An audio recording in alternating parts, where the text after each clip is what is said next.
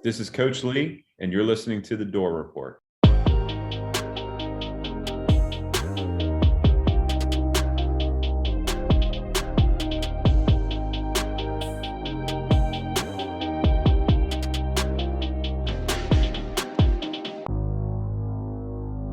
Welcome back into the Dore Report, and welcome into episode 353 on a lovely, and I mean lovely, actually, first time in a few episodes I said that and meant it, Wednesday evening, February 11th, 2026.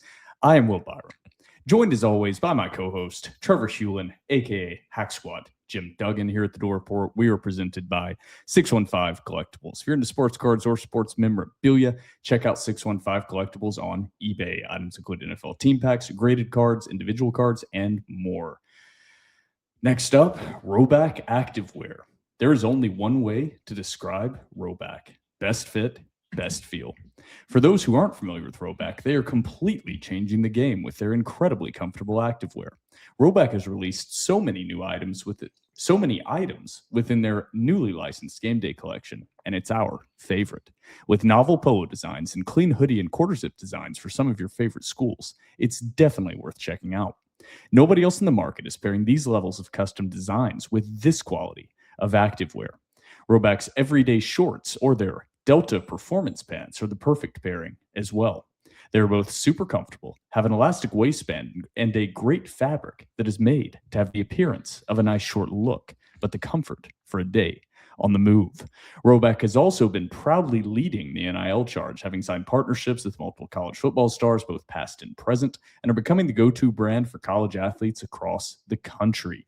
You can use code VAN20, that is VAN20, all capital letters, no spaces, on Rhoback.com for a generous 20% off for all new customers. That's spelled Rhoback, RHOBACK.com. That's 20% off all performance polo shorts and more with code VAN20. Last but not least, we have the NIL store. Visit nil.store/DoreReport15 to shop some merch from your favorite Vanderbilt athletes. It is prime basketball season right now. I mentioned it last episode. There is Tyler Tanner is really good at basketball design out there on hoodies, sweatshirts, t-shirts. Check out the NIL store and shop your favorite Vanderbilt athletes. Use code DoreReport15, all capital letters, no spaces, for 15% off your entire order. That is it for the ads. Trevor, it's time to get to episode 353. Almost all basketball here. We have a little bit of football to talk about and a little bit of baseball to talk about as the season is quickly approaching, beginning this Friday. Tomorrow, when this episode is released, Vanderbilt baseball and college baseball season has arrived. Feels like it snuck up on us quite a bit, even though last episode we did have the full VandyBoys season preview with our very special guest, Alex Kurbagov. But this episode is mostly going to be basketball, women's basketball, on a bit of a run, you could say, right now. With 2 top 20 victories since we last recorded, and men's basketball with some interesting dichotomy in their results over the last 2 games. A loss to last place at the time in the SEC, Oklahoma, and then a victory on the road over Auburn. We will dig into those games, give our thoughts, as well as update everybody on Vanderbilt's current sitting in the bracketology and metrics and everything like that out there. Then we'll get to the preview for men's basketball, one matchup coming up prior to when we record next episode. Then we'll hit the TDR cocktail break, talk a little baseball, and then it's time for premium message board questions. So Trevor, deep breath. Mixed results in basketball, like I said. So I'm genuinely interested in your vibe check, in your vibe score this episode. Yeah, so, Saturday, I'm not going to sugarcoat it. Even after a good Auburn win, that was an embarrassing loss, even after a valiant effort at a comeback from the boys on the floor. But go in this past Tuesday, get a much-needed Q1 win against Auburn on the Plains. That was really, really nice to see, especially with a shorthanded basketball team like we've seen the past couple of ball games. I'm going to give the vibe check. I'm going to go 7.5 out of 10. Obviously docked a little bit because of the Oklahoma loss. Still holding steady, though, because of the Auburn win. And I think Vanderbilt, and I think the reason to stay so high is I think Vanderbilt has an opportunity ahead of them, not just this weekend, but the next couple of games, to where I think they might have a little bit of some favorable matchups coming their way. And so the hopium inside of me also aids into that vibe check as well. Hopium. We will dive into Trevor's hopium in segment 1, but we have a lot to get to on episode 353 here. Before we get into all that and much more, we are now a part of the On3 Publisher Network. Visit thedoreport.com today and subscribe to a monthly or annual premium membership and support TDR for access to premium content, as well as our premium message board behind closed doors. Emphasis on subscribe to thedoreport.com helps us out a ton and gets you access to the best preview I've ever read across any sport at any level, and that is the 2026 VandyBoys season preview, available on thedoreport.com, written by our very own Colin Bryant. Regardless of your expectations, I cannot overhype this 2026 VandyBoys preview enough. If you are a Vanderbilt baseball fan, it is a must-read to gear up for the season beginning this Friday, the 13th of February. Also, don't forget to follow us on Twitter and Instagram at The Dore Report. Like us on Facebook. Subscribe to our YouTube channel. Our podcast is available on iTunes, Spotify, YouTube, and Google Podcasts. And while you're at it, give our podcast 5 stars and review on iTunes or Spotify. It's now time for segment 1. How would you say your mental focus is? Oh, it's focused. I haven't, look, I have trouble even saying to myself, my own head, the number of years. I no more think of myself as being as old as I am than fly. Welcome back into episode 353 of the Dore Report, and welcome into segment 1. To start off, Trevor, we're not starting basketball. We're starting football again, and we're going to talk a lot of football.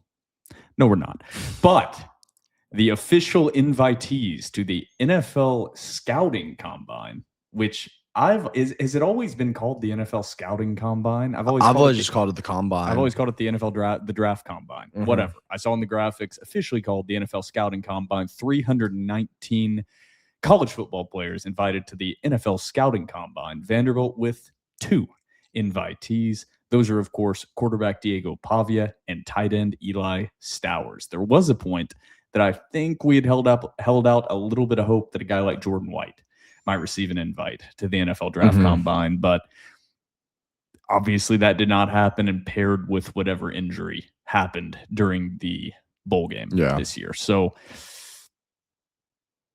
do you have any thoughts on that, or we just breaking the news and then moving on to basketball? I have no additional thoughts on that. Perfect. So NFL Scouting Combine is going to be held February 23rd through March 2nd. The NFL Draft starts April 23rd.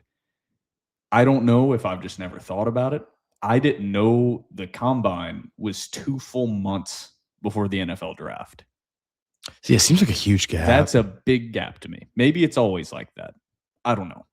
Feels odd to leave a 2-month gap. Feels like a lot can change in a 2-month period. I know that they'll have team workouts and things. I guess the guys will be invited to. I don't know. Whatever. That's the thoughts I had to get out there on that. But quarterback Diego Pavia and tight end Eli Stowers invited to the Combine, one of 319 college football players. Now let's move on to basketball. First up, what everybody wants to hear about women's basketball. Vandy women's basketball, number 5 in the country, just pulled off 2 top 20 wins back to back. An 84-83 victory on the road against number 16 Kentucky, and a 102-86 victory at home against number 10 Oklahoma. Great showings. There are recaps available on thedoreport.com. Mikayla Blake's is a dog, another 30-plus point performance against Oklahoma. 25 from Aubrey Galvan. Yeah, I believe Mikayla Blake's now has 8 30-plus point performances this season. Pretty phenomenal. I think, what is the good grief? I can't. Strong from UConn. Sarah Strong. Sarah Strong is the front runner for National Player of the Year. And to me, in a lot of ways, it feels like that award was decided before the season began. Yeah. With a lot of the commentary that I see. Granted, I'm not super plugged in to women's college basketball, but the commentary I see is basically just like, well, yeah, Mikayla Blake has better stats and all that and playing against better competition, but Sarah Strong's the best player in the country, and that's just not debatable. And I'm like, well, then why didn't we just give her the award to start the season? Yeah. If that's the case. But whatever. I think Mikayla Blake's should be truly a National Player of the Year contender. But it seems like they've already given the award to Sarah Strong. But coming up on the horizon, it gets a lot easier for Vanderbilt women's basketball. Boy, is the next opponent just a cakewalk. After facing number 16 Kentucky and number 10 Oklahoma, Vandy women's basketball then goes on to face number 4 Texas tomorrow, or today when this is released, Thursday, February 12th at 6:30 p.m. on SEC Network Plus, which I can't believe. Seems like an odd slot for a big time women's basketball matchup. I can't believe a top 5 women's college basketball game, top 5 in conference matchup is on SEC Network Plus on Thursday night. What else is SEC Network possibly showing? That is a good point. Yeah, what are they showing? Because it's not men's basketball. There's also like what is ESPN showing on a Thursday night? They might just to me is like SEC Network. Why is it on Plus? Like what could SEC Network be showing that is a better, more eyeballs want to be on it? I mean, baseball season doesn't start until Friday. Just a thought. Disney/ESPN. That is it. Currently, last thing I wanted to say about women's basketball, they are currently projected as a 2 seed in the latest bracketology per ESPN. So Vanderbilt looking to be a top 2 seed in the NCAA tournament. Anything you want to add on women's basketball before we move on to men's? Guys, I don't watch a lot of Vandy women's basketball. I know, crucify me, they're having a great season. I just want to go on the record and say, some people will say, oh, these are bad excuses. You can say whatever you want. Honest to God truth. Sundays and Thursday evenings for my schedule are legitimately awful times for me to do anything other than Sunday dedicated date day with the lady, and then Thursday night I'm doing stuff at school till like 9:00. Just want to put that out there. TDR does not hate women's basketball. For my schedule personally, those are literally the worst nights possible for me to sit down and watch any sort of sporting event. I just wanted to clear the air. I don't hate women's basketball. All right. Let's move on to men's basketball now. 2 games to recap this episode. And like we mentioned in the intro, a weird 2 games to reconcile in some ways. If you've watched the whole season and know basketball, not super difficult, but still tough to reconcile the 2 performances that we saw, just purely effort-based between these 2 games. Vanderbilt played Oklahoma in Memorial on Saturday, lost 92-91. Going into that game, Oklahoma was 1-9 in the SEC in sole possession of last place in the SEC. A game that you could say Vanderbilt came out unmotivated, wasn't focused, whatever it was. Oklahoma jumped out to a lead early and held that lead for a majority of the game until a furious comeback from Vanderbilt in the final few minutes that fell just short. Good statistical performance from Tyler Tanner. I don't know how many takeaways there are from this game. Tyler Tanner had 37 points, a lot of those coming in that furious comeback late in the game. Tyler Nickel with 18 was 5 of 11 from 3. I think sometimes you just come out and you lay an egg, and a team comes out and has an incredible shooting performance. That's what you kind of said, was you had a bad shooting team come out and have a good shooting performance. Yeah, if that, like you said, that was a very, very strange game. Initially, from right after tip, it appeared as though you had a team that was extra motivated in Oklahoma, and it looked like you had a team that hadn't played basketball in about a week. You thought after you got to the under 16-minute mark, you're like, okay, maybe they can sort of get some buckets, put some things together, keep chopping wood, make this more manageable going into half. Did that a little bit. Came out in the second half, completely struggled. Here are my takeaways from that game. Vanderbilt lost, but that was a really, really, really, really, really poor free throw shooting performance. If Vanderbilt had made 3 more free throw shots, Vanderbilt would win that game. And it's like I said before we started the pod, that game reminded me a little bit of the Texas game. Now, you brought up, I forget his name, but the Slavic guy, Texas, absolutely dominated that game on the glass, both on offensive and defensive side. However, it reminded me of the Texas game for one reason in particular. You had a game against a team that is a really, really, really, really, really poor shooting team. And they just so happened to be able to make everything. And Vanderbilt could not hit anything for the longest time. They were shooting a golf ball into an ocean, and Vanderbilt had a lid on top of the basket. And that's what reminded me. That's what the game reminded me about the Texas game. Is Texas also similar profile, poor shooting team. Marks in particular for Texas that game could not miss. It seemed to sort of harken back to that game. But Oklahoma came out and played probably their best game of the year. They played an A+ game. And Vanderbilt came out and played an F- game. And like you said, Vanderbilt tried to make it a ball game. They did make it a ball game, tried to get the win, but too little too late, man. The thing that really stuck out to me was what a poor free throw shooting performance that was for Vanderbilt. Tyler Tanner really struggled from the line. I know that, I mean, he did. He struggled from the free throw line. I was just saying generally as a team, they did shoot 84%. Yeah, but Tyler Tanner went to the line a lot, and he had a lot of It was 14 of 18. He had a lot of uncharacteristic misses. I think, though, I'll give him a little bit of grace. That thumb was clearly bothering him that game. You could tell, like, after every free throw shot attempt, he was like trying to, it looked like pop it almost. Would go to the bench and they would take a look at his thumb. That was clearly bothering him. But yeah, man, I left that game very upset. However, I tried not to derive a lot of meaning from that game. Simply because leaving Memorial, I was like, that felt like the Texas game to where you were going up against a team that was a poor shooting team, but just had a night, man. And at the end of the day, like, that's the funny thing about sports and really basketball is, like, sometimes teams just have shooting nights. And you can play good defense, you can have a hand on a hip, and there's nothing you can do about it. And that's sort of how that Oklahoma game felt to me. Yeah, it goes both directions. It's like some nights you can execute your offense perfectly and the shots just aren't falling. And that's where basketball differs so greatly from football. But Vanderbilt was outscored by Oklahoma 48-34 in the first half. Vanderbilt outscored Oklahoma 57-44 in the second half. So Vanderbilt woke up and mostly was in the last, 3 minutes. Yeah, 3 minutes. 3 minutes. They started the furious comeback with a little under 3 minutes left in the game. And it was a furious comeback that fell just short. But this is a great example of when we get into basketball season. We've been doing this podcast for a while now.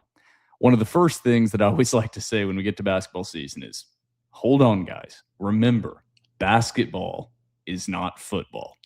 People get into the football mode. Mm-hmm. There are going to be, regardless of how good your team is, and Vanderbilt's currently dealing with injury issues, but you're going to have some performances throughout a season that just make you scratch your head. That just don't make sense with the analytics, with the stats, with what you've seen from both teams, don't add up. And different than football, that doesn't kill your season. There are certain losses that you do need to take something away from. This was one of those that I think Vanderbilt can take away. A lack of focus and lack of effort can cause you to lose to inferior teams. But other than that, crumple it up and throw it away. Mm-hmm. Let that loss hurt. Learn from it that you cannot come out unfocused, but crumple it up. Throw it away. Time to move on to Auburn. Yeah. And sorry. They did. And that's a good point. And as we get into the Auburn game, I think where these types of games can really hurt you is not the game itself, but the possibility of what it could snowball into. That, I think, is where those types of games are more dangerous. If you look at it as a standalone game, you're like, okay, is what it is. It's the game of basketball. Just shit happens, man. I mean, we just saw North Carolina lose to Duke last night. Like, Wisconsin got a big upset. TCU got a big upset. Like, yesterday was, I don't want to say a bloodbath for the top 15, but there were at least 3 top 15 upsets just last night. So you got to take those games. You can't look at them by themselves, But like I said, what they can morph into is I think where those games are dangerous. So as we get into the Auburn game, if Vanderbilt had lost this Auburn game, I think we would be paying much more attention to that Oklahoma game. And it's like, shit, man, this could snowball into something really bad. Exactly. And even though Auburn is an unranked team, there's part of me that wants to say the Auburn game that we were about to dig into was the biggest game of the season so far for Vanderbilt. And it has nothing to do with the quality of the opponent. It's because of exactly what you just said. It's this Auburn game is a game Vanderbilt was a 3.5 to 4.5 point underdog going into.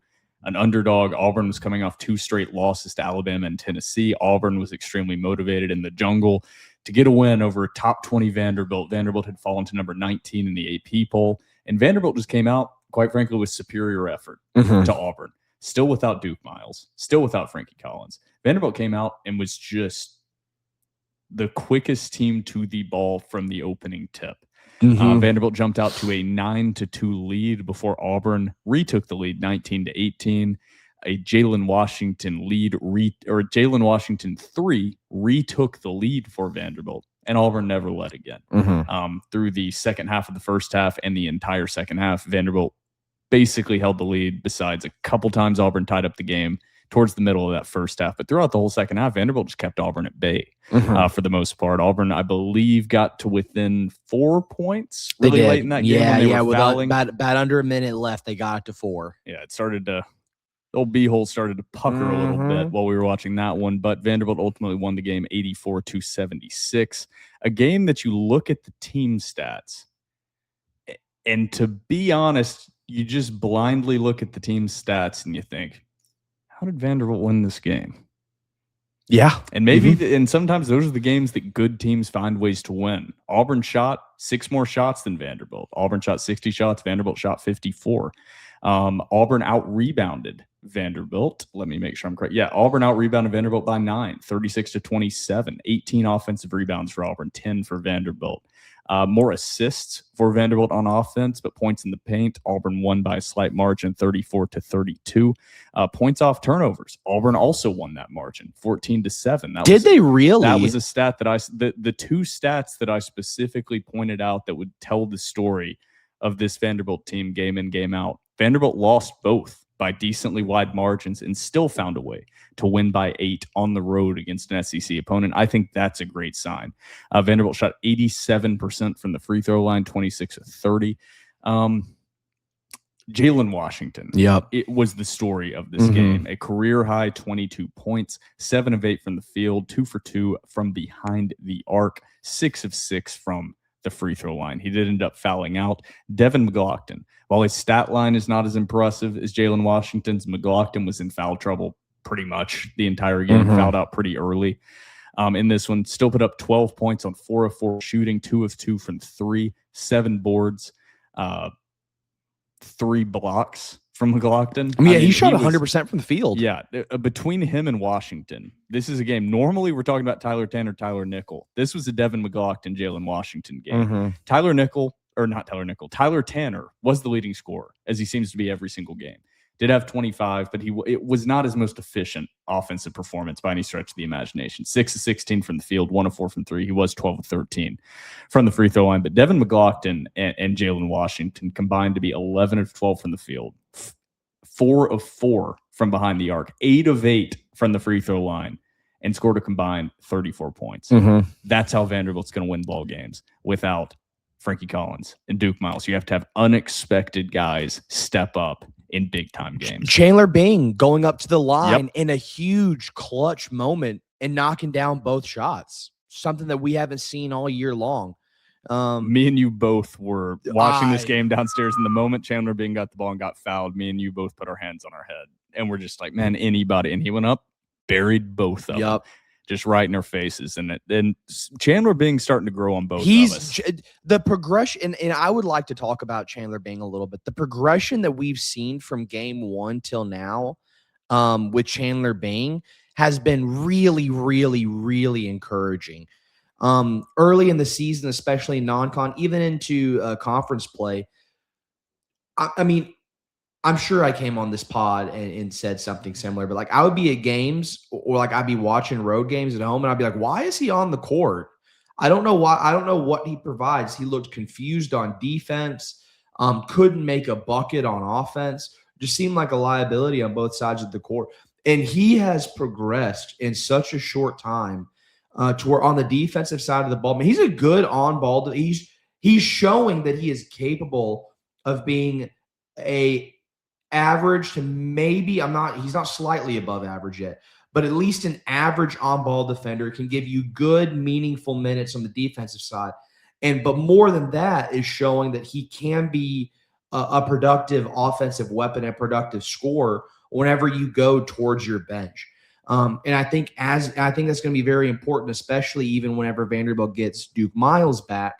But in games like this, to where you don't have Miles or Collins, you know what you're going to get from Tanner. Tanner's going to get buckets. It is what it is. But you're going to need at least two guys you're going to need at least two more guys that are going to be able to give you good offensive possessions and get you buckets. Some nights, I mean, I know Tyler Nickel had 10, but wasn't really shooting that well from three. But you had guys step up. You had, like we said, Glock in Washington, and then you had Chandler Bing come in and give you really, really, really good minutes. That's necessary in crunch time SEC basketball, especially whenever you're down two of your 3-point guards. Chandler Bing stepped up. Jalen Washington stepped up. Devin McGlockton reincarnated in 2024, 2025. Devin McGlockton. Yeah. Tyler Nickel, while he did have 10 points, 5 of those points came in like the first 2 minutes of the ball game. And then he scored 5 points the remainder of the game. A.K. Okereke hit a big clutch corner 3 late. But other than that, struggled offensively. Had a couple opportunities about halfway through the second half to extend Vanderbilt's lead to a significant margin. 2 possessions in a row. He missed wide open threes. So not the best showing from AK, but not a terrible showing. Tyler Harris and Mike James were just non-factors. Yeah, both had really bad games. Mike James ended up fouling out. Jaden Leverett barely played about 2 minutes. So Chandler Bing played a career-high 32 minutes and played those well. I will say Chandler Bing put up 2 threes. Both of them missed badly. Those he made earlier in the season, I think, were fool's gold, as I mentioned a few episodes back. But if you got the shot, take the shot. But a big win for Vanderbilt. Vanderbilt picks up its 20th win of the season.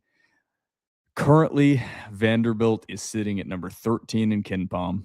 20-4 overall is their record, 7-4 in SEC play.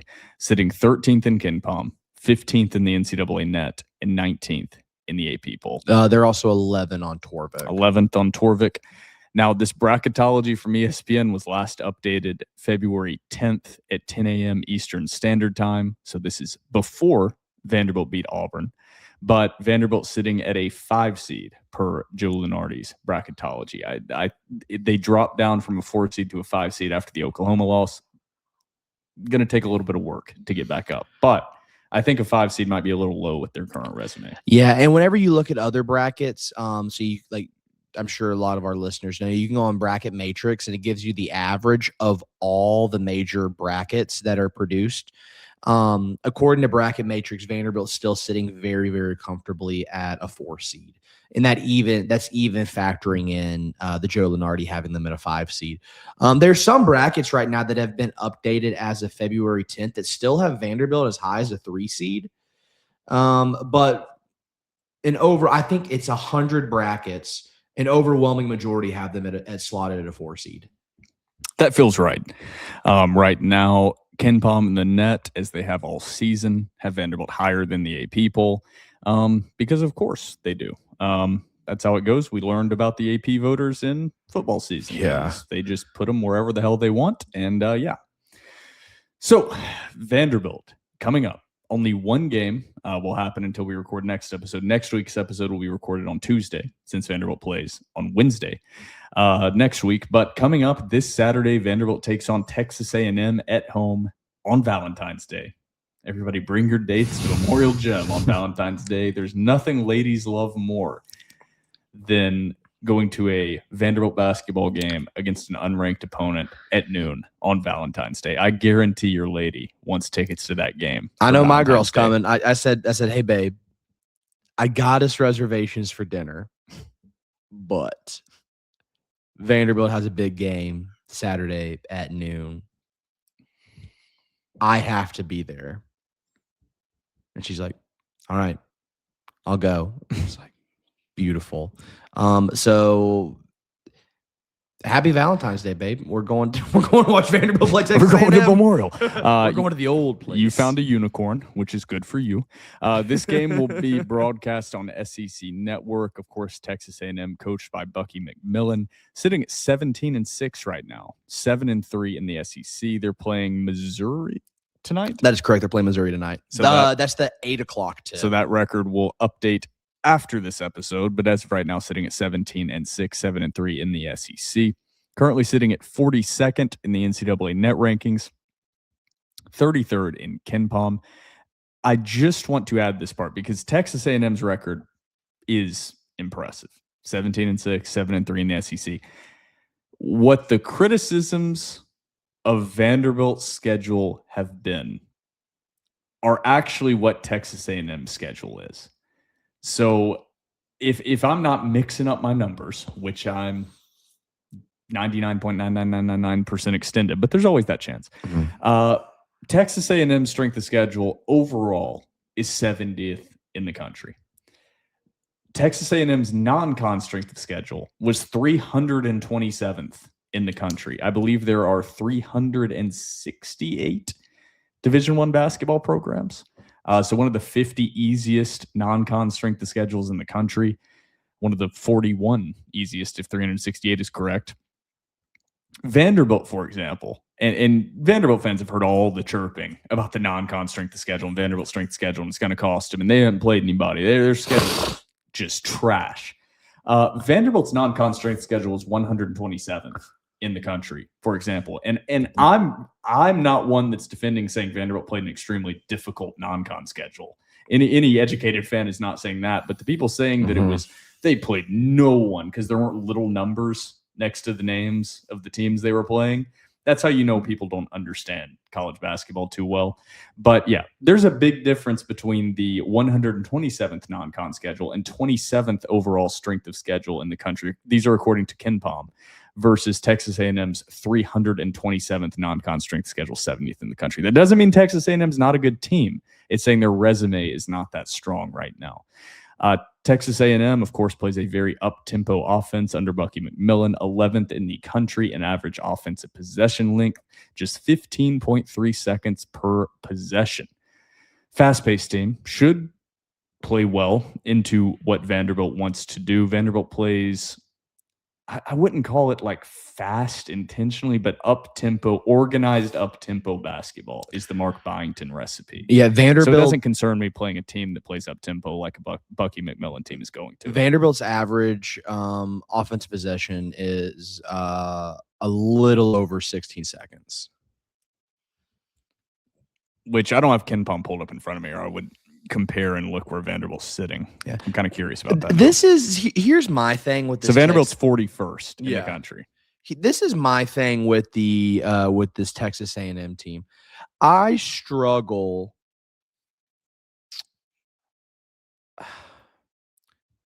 Determining how good they actually are because going into this season, the expectations for Texas A&M basketball were really, really, really, really, really bad. I mean, there were a lot of people that say they were going to be a bottom of the league, bottom of the tier SEC team this year. And they've been everything but that. They've played well in non-con, which, like you said, isn't that difficult, but they played well in conference play. And they've exceeded expectation. I struggle making the determination like, okay, is this a good Texas A&M team or have they just exceeded really, really, really low expectations? So I don't want to cut off your... No, go ahead. Can I add something in between there?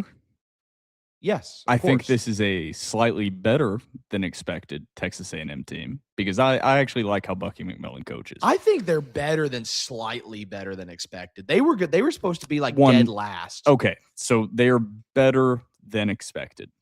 That is in there. Talked about non-con. They have also lucked up in unbelievable fashion with how their SEC slate has played out. Mm-hmm. And every time they've played a non-relatively bottom tier team in the SEC, they have lost. So at Texas A&M, should I read off the SEC standings to give context to this? Because most people aren't autistic. Like They're me. 9-4. Is that No. I'm not talking about their record. Texas A&M is 7-3, but 7-3? so the bottom teams in the SEC are South Carolina, Oklahoma, LSU, Mississippi State, Ole Miss, Auburn, Georgia, Texas, Missouri. That's the bottom half of the SEC. Not bottom, but bottom half of the standings. So far in conference play, Texas A&M has played Auburn, who they beat, Oklahoma, lost to Tennessee, the first of those that's not in the bottom half. They lost, beat Texas, beat Mississippi State, beat South Carolina, beat Georgia, and lost to Bama and Florida. They have lost to the only 3 teams they have played that are not in the bottom half of the SEC standings. So combined with that, I'm not saying Texas A&M is not a solid basketball team, and I'm not saying there's not a possibility Vanderbilt can lose on Saturday. Not at all. They are better than expected. However, there have been some fortuitous falls in their scheduling in conference and out of conference. And I think that's contributing to the record we're seeing. They play Missouri tonight. Then they, of course, play Vanderbilt, who's not a bottom half of the SEC team. Then they play Ole Miss, not a bottom half of the SEC team. Oklahoma is bottom half. Arkansas, not bottom half. Texas, and then Kentucky, and then LSU. So they just kind of lucked out with how it worked. I'm not super high on this Texas A&M team. I don't think they have a true primary scorer. Well, but you're going to do your full deep another dive into fascinating Texas thing about this Texas A&M team and how they match up with Vanderbilt is they're almost the exact, like, not only like team average, but particularly like in the front court, they are almost exactly the same size roundabout as Vanderbilt. So this is going to be, I think, the first game in a long time to where like a team does not have a clear size advantage over Vanderbilt. Like they are very, very, very similar in the front court. So Vanderbilt, according to Ken Palm, Vanderbilt's average height is 77.2 inches. Texas A&M's 77.2 inches. Okay, yeah, I'm right there. Yeah, Vanderbilt's 213th. A&M is 216th. So there must be some slight decimal place difference, but they are dead even. Dead even, yeah. And so I think that is just as a Vanderbilt fan, the first thing that comes to my mind is like, okay, this is clearly going to help Vanderbilt. Vanderbilt has been battle tested against really, really tall teams. It could only help. Vanderbilt. But with the tempo and the pace in which Texas A&M plays with, could it maybe mask a little bit of that size? Maybe. I don't know. I'd have to look at the numbers a little bit more. I do think that's a really, really, really interesting tidbit, is that this is going to be the first time in a long time that a team has not had a clear size advantage over Vanderbilt. Really good passing team from Texas A&M, top 10 in the country in assists per field goal made. Just a solid Bucky McMillan team. I think he's just a good coach. It's one of those kind of like Mark Byington. It's like when Texas A&M hired him, I was like, damn, that's a good hire.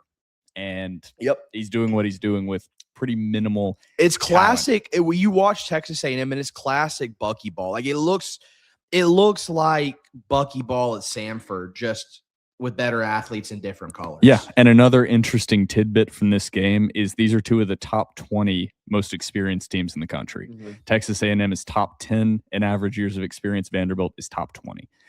So an interesting matchup. Experience pays. We saw it in football. We saw Indiana in football win a national championship with a bunch of grown men. It applies somewhat in basketball as well. What would you put the spread at for this? Vanderbilt minus 6.5, 5.5 or 6.5. Okay. I would say neutral site. With the injuries, you got to factor in Duke Miles. That's a big question mark for this one. The injuries are going to factor into the Vegas line. I think if Duke Miles is playing, I don't think Vanderbilt's an underdog against Auburn. I do think Duke Miles is worth about 4 to 6 points on a line for Vanderbilt. Maybe that's an extreme. Maybe it depends situationally, but at least 2 to 4 points. Yeah. So I'm going to say I would say 6.5, but maybe due to injuries, maybe 4.5, 5.5. Either way, I think Vanderbilt will be a decent favorite in this. Because I'm not the gambling guy. I know in football, home field counts for 3 Yeah, points. it's the same. Is it it's the same in basketball? It's basically the Okay. same. I mean, it's not universal. It's just like football's not universal, but yeah, Right, pretty yeah, much. okay. I mean, you start off, if you're the home team, you start off with a 2.5 to 3 point advantage. It's pretty much the same. All right. Trevor, are you going to be doing your deep I will be dive? doing. Yes, the schedule is clear. I will be doing a deep dive for Texas A&M. The people were clamoring for the Trevor Hulan analytics deep dive and preview. So that will be on YouTube whenever Trevor is able to get that done and I'm able to get it uploaded. I'll probably record it. I'll get home tomorrow night, probably like 9:30. I'll probably record it as soon as I get home. So Probably. be on the lookout for that one. The player to watch for A&M is AG. Yeah. Leading the team in points and rebounds, almost averaging a double-double, 14 points, 8.8 rebounds per game. Trevor will be diving deeply into that matchup. We are about to head to the TDR cocktail break. So everybody out there, grab yourself a delicious hot or cold beverage, and we will be back right after the TDR cocktail break.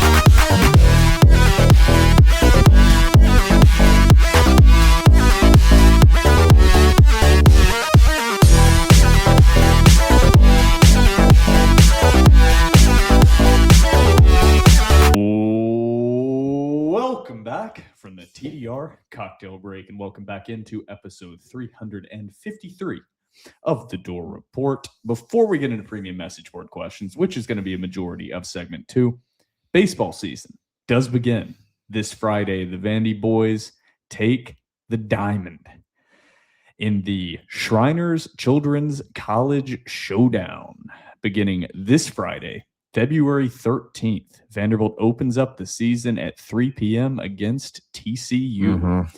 I could not find television information on this.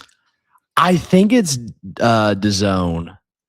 DAZN. Okay. I think it's DAZN. Well, we will tweet out that information, post on the message boards, whatever, once we find that information. I couldn't find it. I know that the first game against TCU is broadcast on the radio on 94.9 The Fan. Then on Saturday, Vanderbilt takes on Texas Tech on Valentine's Day at 11 a.m., overlapping, unfortunately, with Vanderbilt's matchup this Saturday against Texas A&M. That will also be broadcast on 94.9 The Fan, and we will get TV information or streaming information put out there. And then on Sunday, February 15th, Vanderbilt takes on Oklahoma State at 10:30 a.m. That game will not be broadcast on 94.9. That game will be broadcast on 102.5 The Game here locally. So I'm not going to lie to you. I don't know anything about TCU, Texas Tech, Oklahoma State, what to expect this weekend. I think Alex Kurbagov will be writing a preview or a quick preview on the matchups this upcoming weekend. That will be posted on doreport.com. I'd just be guessing. And at this point with college baseball, there is so little information out there just previewing teams in the same way that you have for football and basketball. And with the transfer portal being almost as prevalent in baseball as the other sports, it's really hard to draw any conclusions from the previous season like you used to be able to. But if you're wondering or struggling with that yourself as a Vanderbilt fan, and you're like, man, with the transfer portal and all the guys from last season, Vanderbilt, of course, was the #1 overall seed in the tournament, got bounced from their own regional. Like, what is going on with this baseball team? What was the activity that Vanderbilt, how did they improve this team? What are they looking like? You need to visit thedoreport.com and read Colin Bryant's 2026 VandyBoys full preview. Colin goes into every single player on this Vanderbilt roster in detail, highlights from every single player, breaks down their strengths and weaknesses, where he expects him to contribute this upcoming season. Colin goes on to give his projected batting lineup, breaks down the reasoning and rationale behind the batting lineup. Colin, as I'm trying to get it and not miss anything here, goes on to do season superlatives as well. What he expects, the most impactful freshman. Oh, I even forgot to mention, breaks down, of course, the starting pitching rotation. Friday night starter, Saturday night starter, or Saturday starter, Sunday starter, then breaks down the bullpen, who he expects to be the closer, those sort of things. And midweek starters before going into expected season superlatives like most consistent bat, expected most improved player, best defender, relief ace, breakout star. I mean, and then he goes on to give his sneaky power guy and then gives full preseason or season expectations and what we should think about this Vanderbilt team. And then finally gives his team MVP expectations for the year, which I'm not going to spoil anything because you got to subscribe to thedoreport.com, but he has co-MVPs predicted for this VandyBoys season. So if you are looking to know everything you need to know before Friday, this is where to get it. Thedoreport.com. There is literally nothing anywhere on the internet, in print, absolutely nothing that can teach you more about this Vanderbilt this upcoming Vanderbilt baseball season than that article available right now on thedoreport.com. Yeah. Also, man, shout out to Colin for freezing his ass off last week sitting outside at practice. Dog. Yeah. Dog.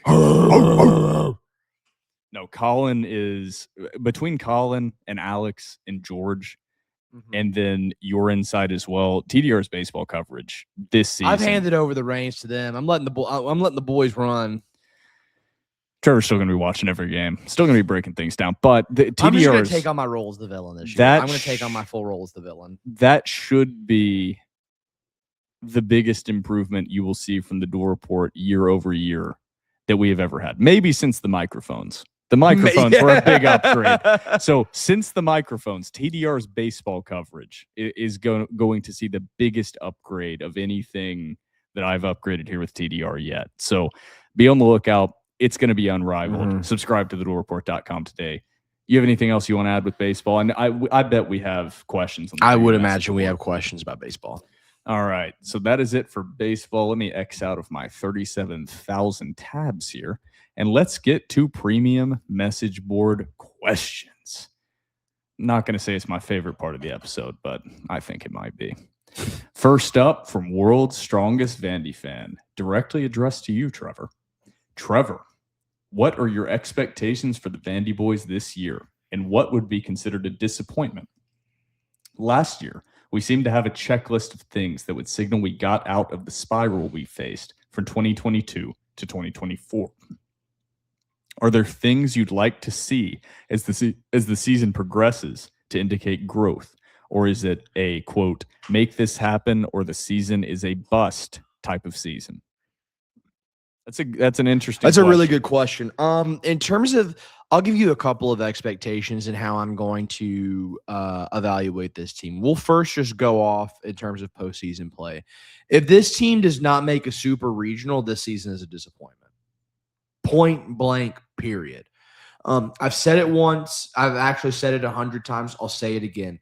The expectation for VandyBoys baseball year in and year out is supers in Omaha.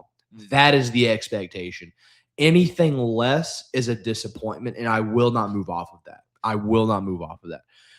So I'm going to say the floor is making a super. I want to see Vandy get back to a super this year. Another way that I'm going to grade this team, especially with the new addition of Jason Esposito as hitting coach, I want to see the team as a whole have an above average OPS. If this team as a whole has an above average OPS, I'm going to be really, really happy. And I think that's going to be, I think that plus the depth and experience you have in terms of pitching, not just with the weekend starters, but I think the depth and experience and the talent you have coming out of the bullpen. I really like the weekday guys. That plus an above average OPS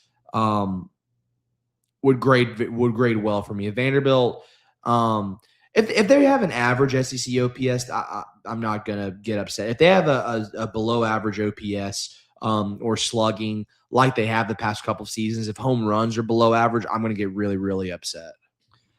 And I would say that would be a failure, especially with the overhaul to hitting that Tim Corbin has brought in.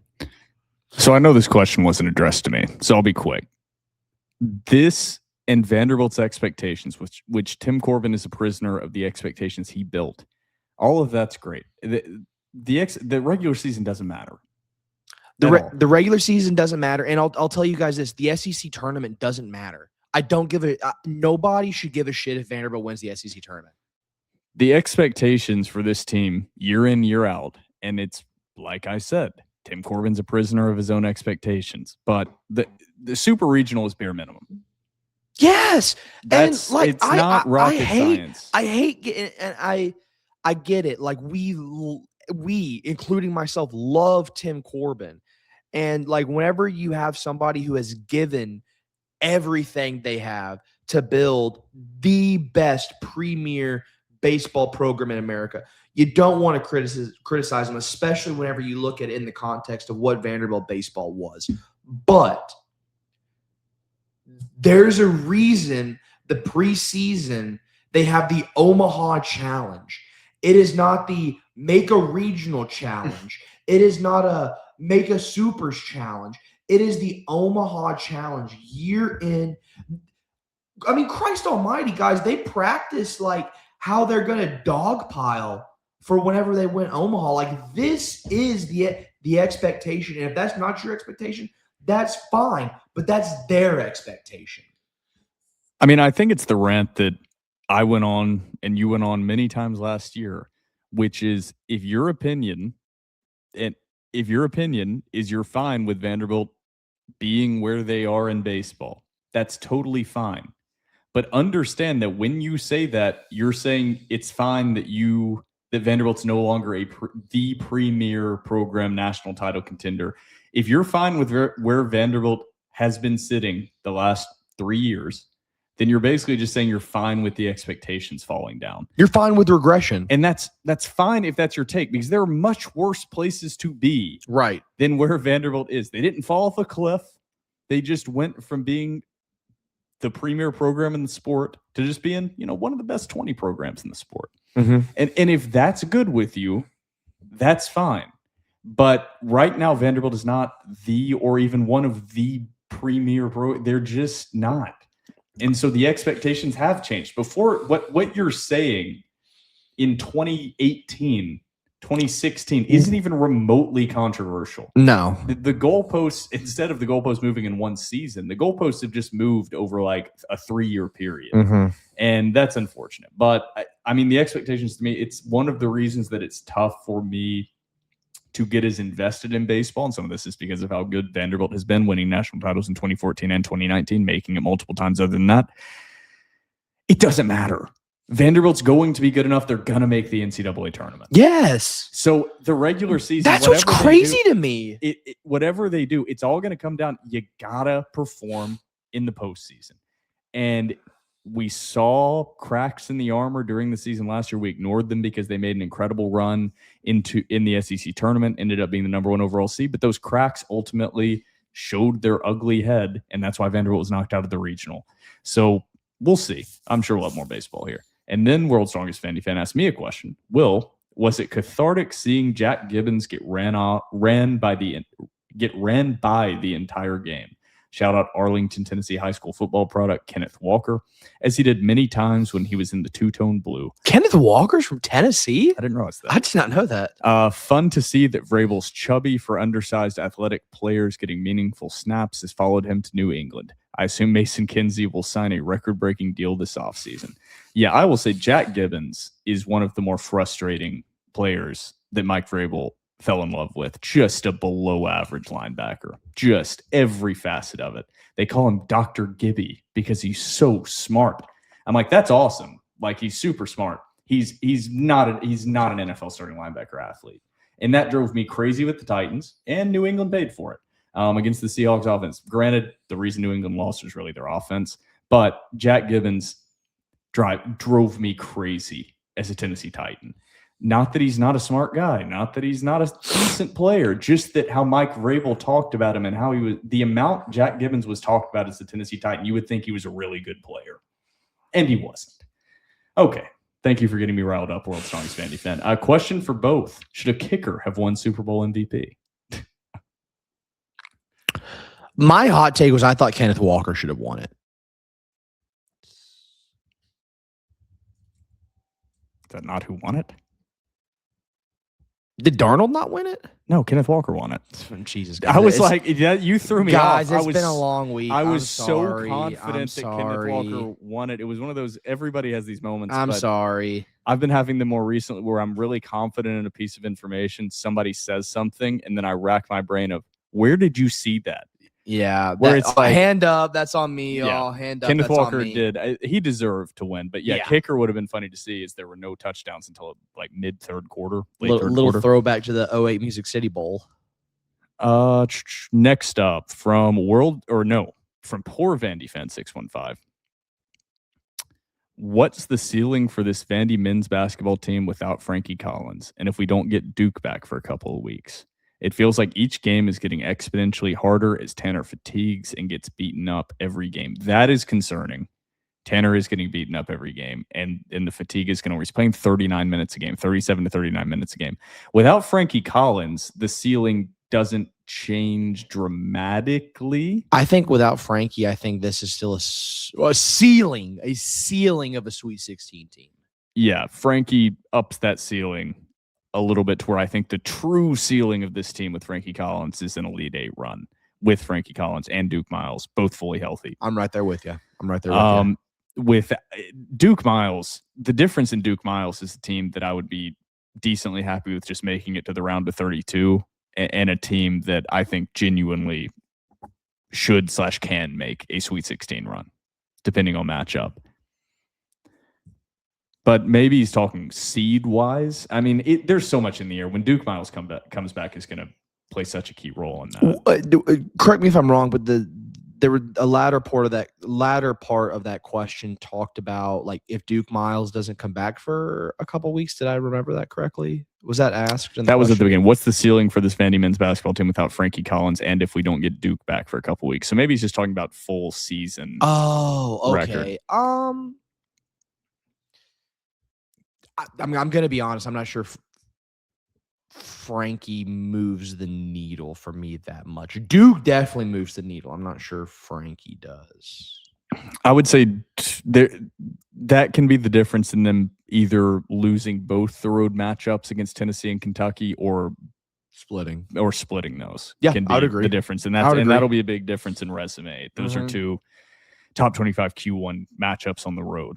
Next up from Beef Romang. This is the best question I've ever read. Jesus Christ. The person who wrote it would clearly destroy Trevor, the failed hot dog gobbler, in an Oklahoma drill. I can't say enough good things about this guy. I will name my firstborn after him and declare, under oath and penalties of perjury, to pay him all my money, allegedly. I added the allegedly. The question is so good. Oh, man, it is such a good question. It is the question above all others. How does this guy come up with these questions? It has the sophistication of Socrates, Aristotle, and Gandhi, mixed with the delivery of Johnny Cochran. I hate need to this gather guy, myself dude. Before I read it. Woo! Trevor, it is August 2026. The football season is about to start. You're sitting by the fireplace with Phoebe in your lap. Interesting choice by a fireplace in August, but whatever. Yeah. Yeah. So much for your fucking great question, dumbass. Next to you are an ice cold Diet Coke and a fresh Zen tin. Now we're back on track. It is that rare moment in life where everything feels like it is going well. Now you got me back. Suddenly, a cold chill goes up your spine. You feel a presence in the room. You hear what sounds like a Morgan Freeman adjacent voice that says Trevor. Vandy must win. I'm not going to do a Morgan Freeman impression. Vandy can win the national championship this year, but I demand payment. You cannot attend any games or watch them on TV. Oh, God. Instead, you must watch Melania during every game, including any DVD commentary and bonus clips. Also, Phoebe can catch these hands, TBH. What would you do? Is Phoebe catching hands a part of the scenario, or is that just an added? Like, is that part of the stipulation that somebody has to beat Phoebe? I think Morgan Freeman just threw that in at the end. Okay, well, Morgan Freeman, I'll beat your ass. Or Morgan Freeman adjacent voice, I'll beat your ass. Also, whoever wrote this question, let's do an Oklahoma drill. I've offered. I think I've met this person in person before, and they've been scared. I've gotten to my 3-point stance, and they quivered. To answer the question, yes, I would do that in a heartbeat. No question. I genuinely believe, Trevor, that if he gave that same scenario and said that voice came to you in August 2026 and said, not only can you not watch the Vanderbilt games and you have to watch Melania, you can't watch the Vanderbilt games and you have to literally have Melania playing 24 hours a day, either on a TV or on your phone with headphones in, I think you would still do it. Yeah. You guys don't. This is. I don't think. And hey, maybe we'll have a little therapy session here. I personally have struggled in my life with how much I love Vanderbilt athletics. Meaning, like, I've multiple times, not just now, but like as I was growing up, like I sit down and I think, like, okay, I'm 28, almost 29, and Vanderbilt athletics takes up so much of my attention that I wonder if there's something like actually wrong with me. And that if, like, I know we joke, oh, I have an unhealthy obsession. No, like, I wonder if I actually have like a truly such an unhealthy relationship that it negatively impacts most other areas of my life. So yes, I would do. You guys, y'all can say I'm saying this for the pod. I'm just saying this for clicks. If you told me that Vanderbilt would win the national title if I died, but I never got to see it, I would do it. I would say, do whatever you got to do. You can kill me. You can throw me in jail. If you told me, hey, you go to jail 25 to life, solitary confinement, but Vanderbilt wins the national title, but you never get to see it, I would say, put me in a padded room and throw away the keys. I would. Guys, I have Mr. C tattooed on my arm forever. I have Mr. C on my arm for the rest of my life. This means something to me. So yes, I would. Yeah, I mean, I might vote Republican, to be honest, for a Vanderbilt national title. I'd do that anyway. There's something.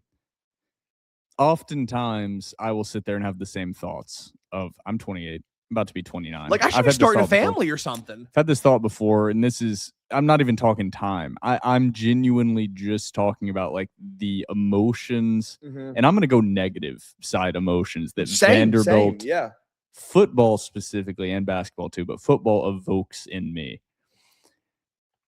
However, it's kind of like having, like, a crazy ex you keep going back and forth to.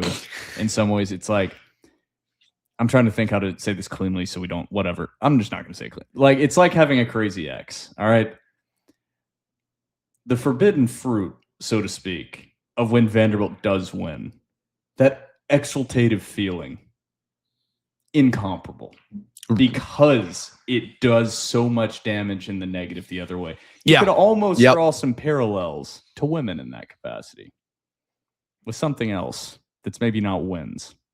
I would say the same thing. Am I making sense here? It's checking out. All right, let's move on. The to math the is next question. mathing. Unabridged. Who finishes? This is the same question we've had before, but good. Updated. Who finishes the season ranked higher? Football, men's basketball, or baseball? This question has been asked like maybe 20 times. I initially said football, but baseball wasn't included in this. I'm actually going to say. Where did Vanderbilt ended up 15? I think it was 15 now that you say that. I'm gonna go basketball. I think basketball finishes the highest out of the three. Yeah, Vanderbilt finished 15 in the AP I'm poll. gonna go basketball.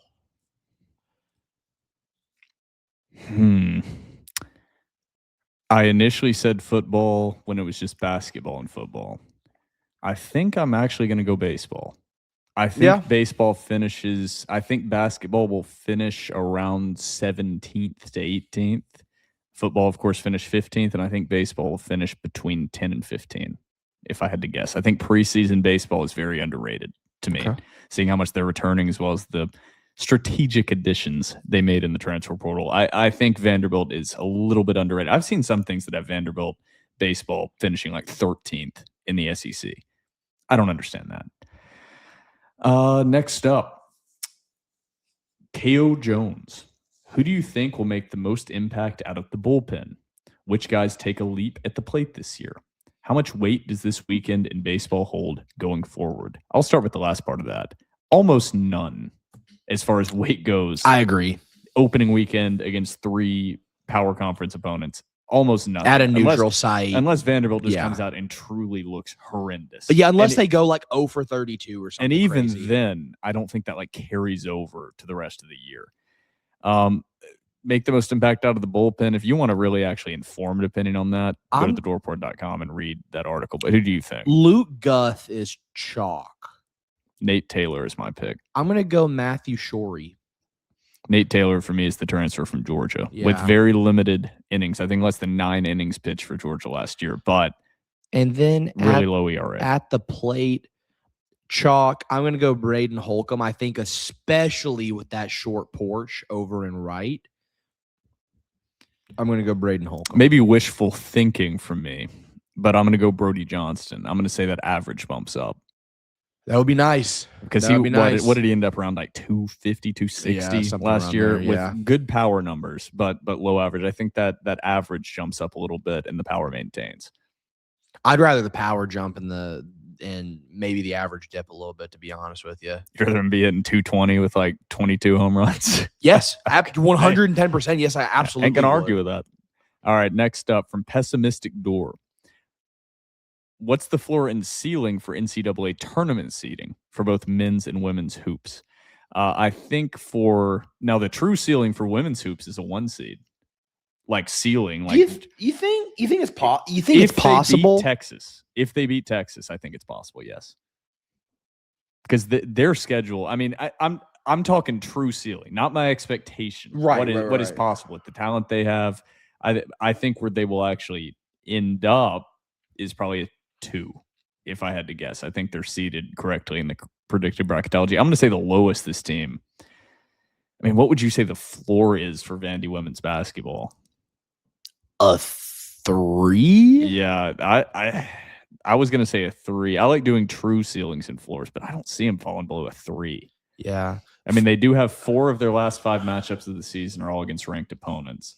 So maybe a 4 is like the absolute floor for this Vandy women's basketball team. And we'll say a 1/2 seed is the ceiling. Do you agree with that? Yeah. For men, I think that I think the ceiling is genuinely a 3 seed. I would agree. I think there's a way bigger gap. I think I know what your floor is, and I think we're gonna agree. I think the floor for this team is a 7 seed. Ooh, no, I was not gonna say where that. Are you going? I was gonna say like a 6. Okay. If there's not that, you said it sounded like that was crazy. Yeah, sorry, that is. But I feel like if they hit a 6, then like shit went really south. Like really, really, really south. Yeah, I mean, when I'm saying floor is like this team, they lose out. Like Duke Miles gets set back. Not even lose out. Duke Miles gets set back. Frankie Collins gets set back. They only win. They end the season with 22 wins. Like that's, I think we'll have them at a 7 seed. Yeah, I think 7 and a 3, and you have them 6 and a 3. And women's, we had them a 1 and a 4.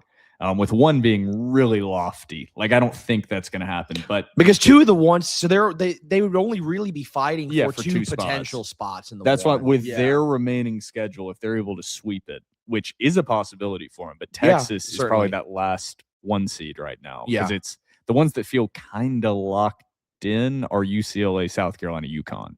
Yeah. And And I think South Carolina is actually the third best odds to win the national championship. UConn was sitting at minus 300 last time I checked. Then UCLA was like plus 650. South Carolina was plus 950. I almost tossed some money down with South Carolina. I'm not going to lie to you when I saw this odds. Don Staley's got some horses out there. What do we got next? Kodak Black and Gold, dog. Since Duke Miles has been out, what about the team has encouraged you the most / what have you learned about this team? What has encouraged me the most is how damn good Tyler Tanner is. The progression of Chandler Bing and seeing some guys step up and grow like Jalen Washington. I think Jalen Washington's just gotten better and better. That's been the encouraging part. There's not a ton I would say is like super encouraging. Like Vanderbilt needs Duke Miles back in order to be the team that they are. What have I learned? I've learned that this team only has one true ball handler outside of Duke Miles and Frankie Collins, which we knew anyway. But like if your secondary ball handling option to bring the ball up the court is A.K. Okereke or Chandler Bing, you're in a world of trouble. Those guys cannot initiate your offense against solid ball pressure. So it's not a positive I've learned. I've learned Tyler Tanner's really damn good. That's encouraged me, and we already knew that. But like Chandler Bing stepped up, so that's encouraged me. I've seen more out of Jalen Washington than I expected preseason by just a large margin. Yeah, I would agree with everything you said. I would say I think you've seen Devin McLaughlin at. Can I add one negative? Oh yeah, go ahead. Something I've learned about this team is I don't like taking shots or anything. I've learned Tyler Harris was a huge swing and a miss. He sucks. This was the moment you needed Tyler Harris to step up. He stinks. And he's just useless. Mm-hmm. Like has lost his minutes to Chandler Bing and Mike James, who are not exactly world beaters at all. It's not like they've come out and just dominated and stolen minutes from Tyler Harris. Tyler Harris had lost his minutes. Mm-hmm. They weren't stolen. They were lost. Yeah. They I mean, Byington wanted him out there. Yeah. Good. Excuse me. There we go. I would say for like an additional positive, and I don't know how much you can contribute this to the lack of Duke Miles. I think you've seen a huge progression in Devin McLaughlin and like a leadership role, hustle, playing hard minutes, being more efficient on the offensive side of the ball this year. But then again, I don't know how much of that you can contribute to Duke Miles. And the negative, I would say, I mean, like Tyler Harris was just a giant. It's impossible to state how big of a miss Tyler Harris was. Next up, from Roe Miller High Life, another one of my favorite names. Seems like Bing has been the most consistent out of the deep bench guys. Harris, James, Bing, Leverett. Is it a viable tournament strategy to push all of the minutes onto Bing that those guys normally take up? No. Absolutely not. No. Or is their experience more valuable than the production edge from Bing? I don't even think it's a production edge. Like he's Chandler Bing. I love what he has done and how he has progressed. He is an absolute offensive liability. He can literally do nothing on offense besides dunk. So it's funny. He cannot do anything, and he stalls the offense when he is out there. No. His offensive performance rating is actually the worst on the entire team. His offensive performance rating is negative 0.11. Yeah, I like, and when I say that, like, these are the type of questions that will make me sound like I hate what I've seen out of Chandler Bing. But no. Like, you need to give Mike James some minutes. If Mike James is able to hit shots, get in the rhythm of the game, he provides a lot more than Chandler Bing, and it's not close. I agree. If Tyler Harris can take even 50% the form of what we expected, he should be on the court over Chandler Bing. Like, he brings so much more to the table. Mm-hmm. So, no, that's the simple answer to that question. Because the production edge is not to Bing. It's the small things that Bing is doing. Yeah, that give us hope. Yeah. Also, where do you see the future of NIL at large going? After the Alabama ruling, it seems less likely that the SCORE Act will pass, but there could be other factors of which I'm not aware. I'm going to be honest. Right now, you can go ahead. Well, and I know you feel the same way. I'm very fearful of the role of private equity in NIL. I think that's where it's going. That's where it's going, and I think that will be. I don't want to sound like an alarmist. the involvement of private equity and NIL will be the death nail in college athletics. Like, it'll legitimately change the sport forever. Yes. The reason I'm so hesitant, there was a graphic posted by, and let me make sure I'm not getting some bad information. This is actually a staff writer at 24/7 Sports for Bama 247. I'm going to give him credit. Mike Rodak. I'm not going to say whatever. Great writer. He'd been writing for Bama for a long great time. Writer. He said, here are the Alabama sport by sport profits for the 2024-25 fiscal year. I just want to use this as what I say on this podcast since I've been on this podcast. I just need people to understand this, because this is why the private equity part doesn't make a lot of sense in college sports and is inevitably going to destroy college athletics. Like, it's inevitable. Alabama, they had two profitable sports. Football generated $147.7 million of revenue, generated almost $65 million of profit. Men's basketball generated $24.4 million of revenue. They generated $9.2 million of profit. Zero other sports generated more than $2.2 million of revenue. Not a single other sport was profitable. Every other sport, women's tennis, men's golf, women's volleyball, gymnastics, soccer, softball, men's track and field, women's rowing, baseball, women's basketball, all lost at least $1 million. All of them. Women's basketball being the largest loss. They're the largest loss of almost every single university outside of like four of them. And the four that you hear are the ones that every single person that talks about sports brings up. UConn, Tennessee, they're the exception, not the rule. And most of them are still not profitable. Women's basketball generated $764,000 in a year. They spent $5.4 million. They lost the University of Alabama $4.7 million. Do you think a private equity firm is going to look at that sheet and say, you know what, we should keep all these sports? Yep. We should invest in the NIL opportunities for these athletes. No, because it doesn't make any sense. The only two sports that and baseball's the second biggest offender. Alabama baseball was the second biggest loser in the whole athletic department. They lost $4.4 million. Mm-hmm. This is not just women's. This is all sports outside of football and men's basketball. If you are evaluating college athletics as a business, as a creating value for shareholders, you are eliminating every single sport except two without exception. And that's the problem with private equity entering college sports. So you're exactly where right. I see NIL going is eventually the NCAA ceases to exist and it becomes semi-pro ball. When me and Trevor are around 50 to 60 years old, the idea of what we have, I don't know where, and I hope I'm wrong. Yes, I pray to God I'm wrong. But the system we have now, which is in some ways going to result in it's got to result in a repeal or alteration of Title IX in some capacity. But where this ends up is we're going to have semi-pro ball, and the current landscape of college athletics in general that we see is just not going to exist. Mm-hmm. It's just going to be, it doesn't mean it's going to be eliminated, or you're not going to see Bama and Vanderbilt playing each other. Like that is still going to exist, but all this subsidization of all these Olympic sports and all these women's sports, like your Olympic sports are going to be the first to go. Yes.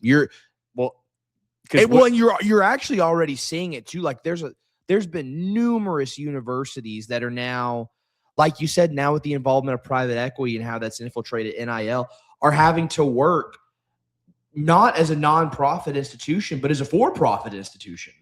And because of that, like you're starting to see a lot of schools cut track and field. You're starting to see a lot of teams cut non-Olympic sports like golf.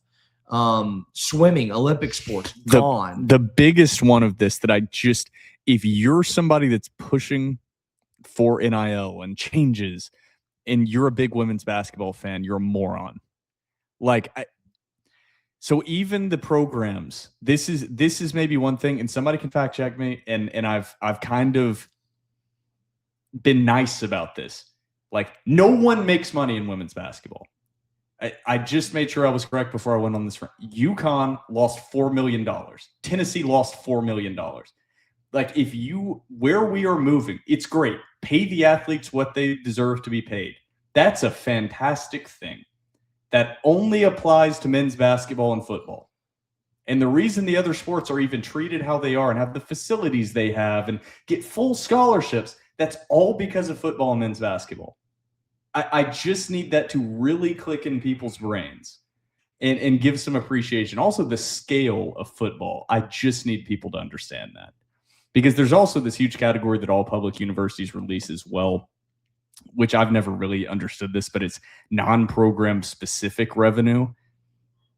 We all know most of that can be attributed to football, and most of those expenses that are non-specific are not attributed to football because that profit margin is just so enormous. So where I see NIL at large going is changing everything, and it's going to be a disgusting money-grubbing shit show with some more regulations. So it's not going to be the complete free open market like we've seen the last 4 years. I think there will be a CBA of some kind at some point, especially between at least a good portion of the P4 programs, and then non-P4 schools are just going to get left in the dust. Yep. And that's where we will sit. You're gonna lose mid-major basketball. Yep. You're gonna lose mid-major like there will be no Austin P, Lipscomb, Tennessee Tech,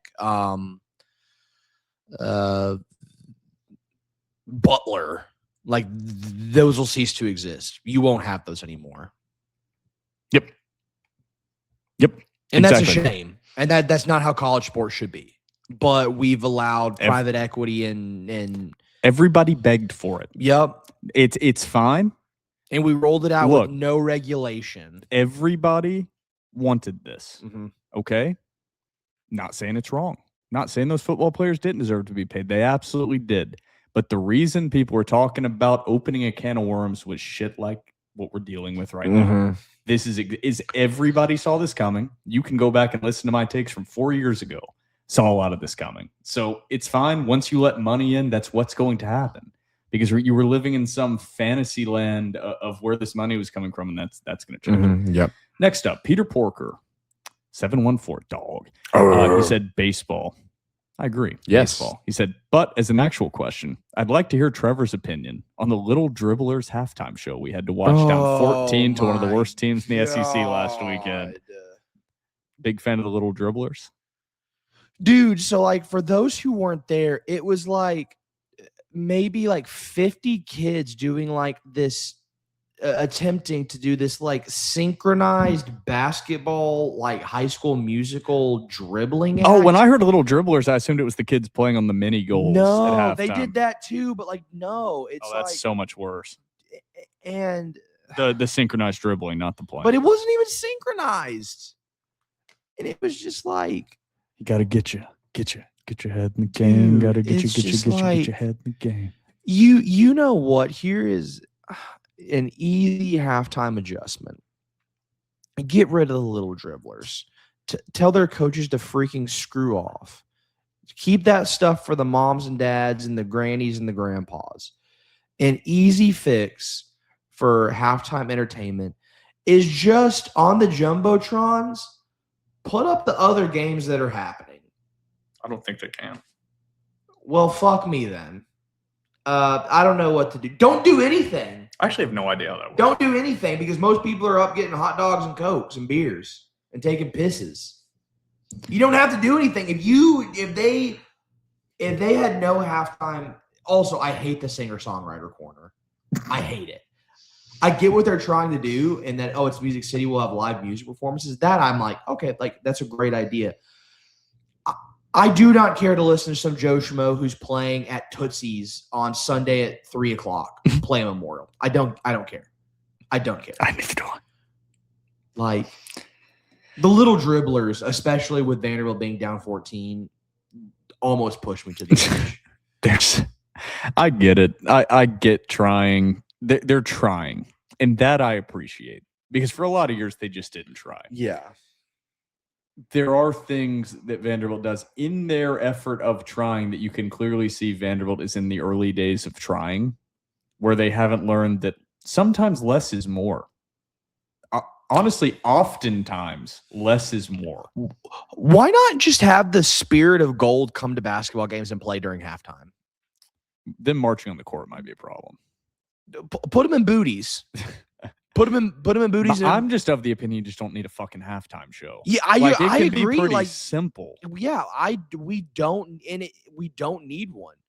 If Just like we don't need people giving away Tiff's Treats cookies. Oh God! how Or like much- the food assembly, like passing it down. Like, How much money could Vanderbilt possibly be receiving from Tiff's Treats to destroy the energy in Memorial Gym every time they do that? yeah, Tiff's Treats better be paying Vanderbilt like $1 million annually. Tiff's Treats isn't even good. But that drives me crazy. Throw out T-shirts, bring out the dance team, do normal shit. I Play think the band. I think the golf to where like it's a I like full that. court. That's I a like sick. that. But that's sick. simple. It's Yes. so simple. Literally, pick 3 people out of the crowd, and they each have a minute and a half or a minute to make a full court shot. Or it's the one that I do enjoy is pick Or half-court random shot. fans, and they have 30 seconds or a minute to win some insane number of money, and they have to lay up a free throw, a 3.5 court shot. That's awesome. That's I love that. 100 times better, costs nothing, no organization whatsoever, and entertains everybody and doesn't annoy the shit out of people if you're down 14 to Oklahoma at halftime.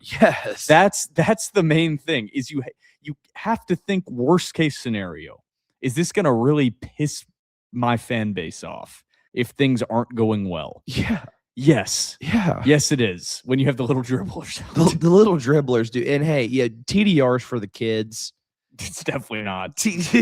Dude, one time, sorry, I'll go off on this small story, dude. I forget. It was, we stormed the court against either Kentucky or Tennessee last year. And dude, I had this kid could not have been older than 12 years old come up to me and he goes, Hack Squad, I love listening to the Dore Report. And I was like, dude, thank you. You should not be listening to the Dore Report. Yeah, this has been a clean episode. You should especially not be listening to the Dore Report during a bad football season. That's when you really should not be listening. I'm like, to the hey, Dore dude, Report. hey, little man, shout out to the support. Make sure, get good grades in school. Stop listening to the Dore Report. Next up from Anchor Down 4224, 2 questions for the lovely gentleman of the pod tonight. I am feeling lovely. Thank you. Number 1, if you had the option to murder any acting star and take over the role they played in the movie, which movie are you choosing? Wonderful question. Damn, that's a good question.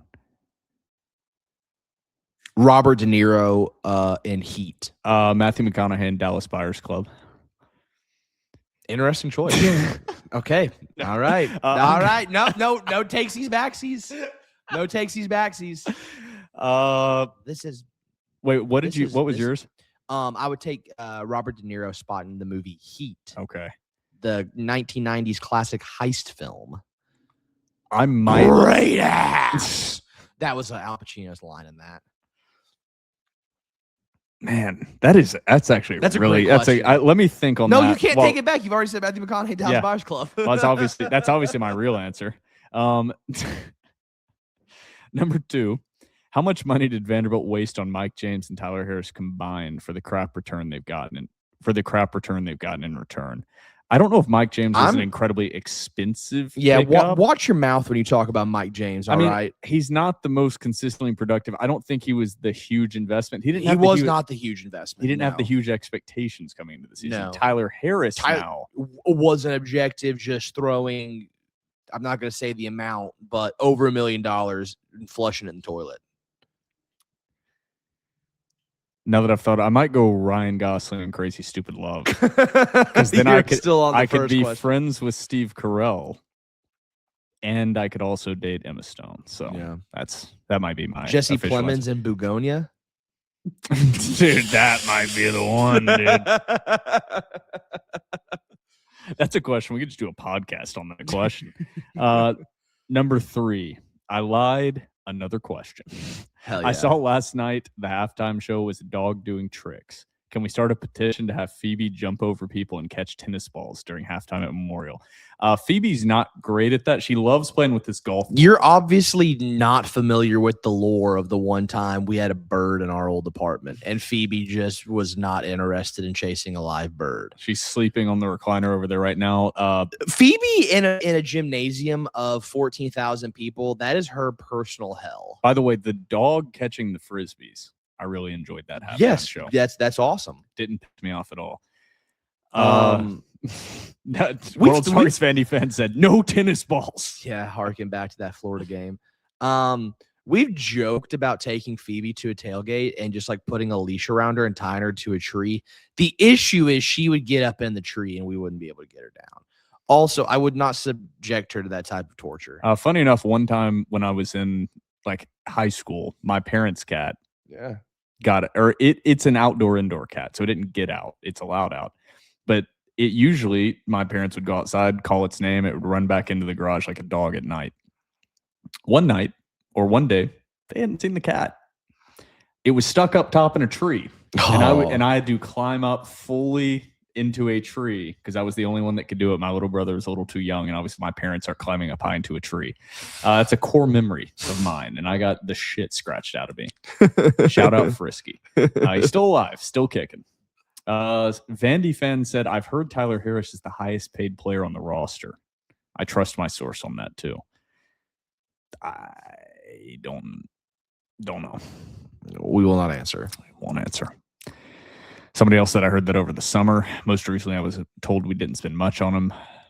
I also trust my source on this. Weird. That was obviously a sarcastic comment from Frida's boss. No question from Frida's boss today, so I had to read off his comment. Last but not least, GLH 4VU. This isn't going to be, we already kind of answered this. What are your best and worst case scenarios for the NCAA tournament? We kind of talked about that. Yeah. I think this team's it can be a Sweet 16 team. That's my expectation. Yeah, I agree. I would not be like furious at an exit in the round of 32. Neither I would wouldn't be happy with it, but I wouldn't be furious. I would be furious. Picking up an NCAA tournament win would be big in and of itself to me. I wouldn't be furious, but I would be pissed off at a 64 exit. I would be mad. I would be dissatisfied. Yes, dissatisfied is a good word. Yeah, I wouldn't be like burn it down, but No. I'd be like, what the hell? Next question from GLH4VU. What would you advise Tyler Tanner to do after the season is over as far as potential for getting drafted goes? I would say stay in college. Yeah, we can put the Tyler Tanner to the NBA draft like thought process to bed. That's not going to happen. He's coming back. Yeah, that and you know that's not just because Vanderbilt, because we talked about Eli Stowers and we're like, we would have both sat down with him and said, go to the draft. Yeah. Sit out the bowl game. Go to the draft. Tyler Tanner, I just think at his current size, he needs more time to physically develop. I think he can be an NBA player, but right now he's just too small. Mm-hmm. He's 6 foot, what, $165, $170. Yeah, if that. Yeah. And last question, if you had to pick one athlete from this school year's teams to cat sit Phoebe for a weekend, who would you trust? I know my answer. Oh, Eli Stowers. Yeah, easy. Eli Stowers. Easy money. Eli Stowers is the answer for me. Who is the one we would not let? Colby Taylor.